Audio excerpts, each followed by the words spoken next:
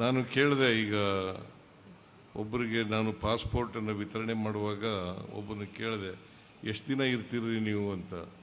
46 ದಿನ ಇರ್ತೀನಿ ಅಂತ ಹೇಳಿದ್ರು. ಆ 46 ದಿನ ಇರುವಾಗ ಪ್ರಾರ್ಥನೆ ಮಾಡ್ತಲೇ ಇರಬೇಕು. ಪ್ರಾರ್ಥನೆ ಮಾಡುವಾಗ ನಮ್ಮ ಸರ್ಕಾರಕ್ಕೂ ಕೂಡ ಒಳ್ಳೆಯದಾಗಲಿ ಅಂತೇಳಿ ಪ್ರಾರ್ಥನೆಯನ್ನು ಮಾಡಬೇಕು ಅಂತಕ್ಕಂಥ ಮಾತುಗಳನ್ನು ನಾನು ಇವತ್ತು ಮನವಿಯನ್ನು ಮಾಡಲಿಕ್ಕೆ ಬಯಸ್ತಾ ಇದ್ದೇನೆ. ಯಾಕೆಂತಂದರೆ ಯಾವ ಧರ್ಮನೂ ಕೂಡ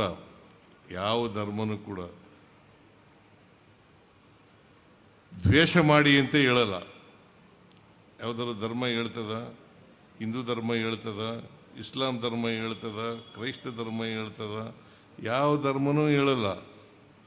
ಆದರೆ ಮನುಷ್ಯರಾದಂಥ ನಾವು ಇದನ್ನೆಲ್ಲ ಬೆಳೆಸ್ಕೊಂಡಿರ್ತಕ್ಕಂಥದ್ದು, ಪರಸ್ಪರ ದ್ವೇಷ ಮಾಡ್ತಕ್ಕಂಥದ್ದು, ಅದು ಯಾವ ಧರ್ಮದಲ್ಲೂ ಹೇಳಿಲ್ಲ, ಕುರಾನ್ನಲ್ಲೂ ಕೂಡ ಹೇಳಲಿಕ್ಕೆ ಸಾಧ್ಯ ಇಲ್ಲ. ಆದ್ದರಿಂದ ಪ್ರತಿ ಧರ್ಮದಲ್ಲಿಯೂ ಕೂಡ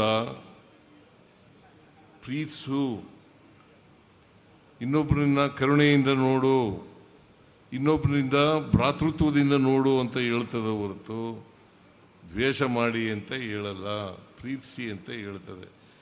ನಿಜವಾದ ಧರ್ಮ ಯಾವುದು ಗೊತ್ತಾ?